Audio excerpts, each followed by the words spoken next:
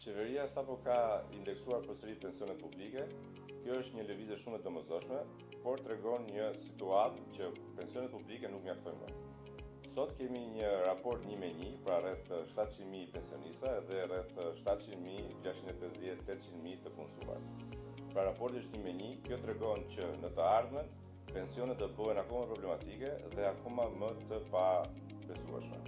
Gjithnjë edhe më shumë klientë dhe biznese po afrohen tek Sigal Pension, pasi ata duan të kursejnë për të ardhmen e tyre, duke treguar që pensionet private janë një nga shtyllat më kryesore financiare për të ardhmen e individëve. Nëse duam tani pra pensione më të larta dhe më të qëndrueshme, pra siç e ka Evropa, siç e ka Maqedonia, duhet patjetër që shteti së bashku me privatin të bashkëpunojnë edhe të incentivojnë më shumë reformat për pensione në mënyrë që individi ta marrë në dorën e vet kursimin për pension, pasi pensioni publik asnjëherë nuk është i mjaftueshëm.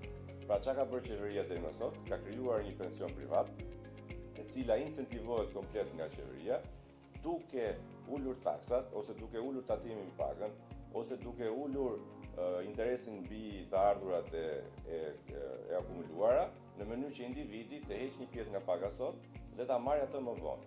Është koha që mos flasim vetëm për indeksimin për pensionet, është koha që të bëjmë një bashkëpunim midis pensionit publik, pensionit privat dhe të bëjmë një arkitekturë moderne siç e ka Evropa, në mënyrë që pensionistët shqiptar ose punonjësit shqiptar, ato që paguajnë dhe kontribuojnë sot në skemën shqiptare, kur të dalin në pension, të kenë të siguruar një pension pak më të lartë se sa pensionistët e vjetër.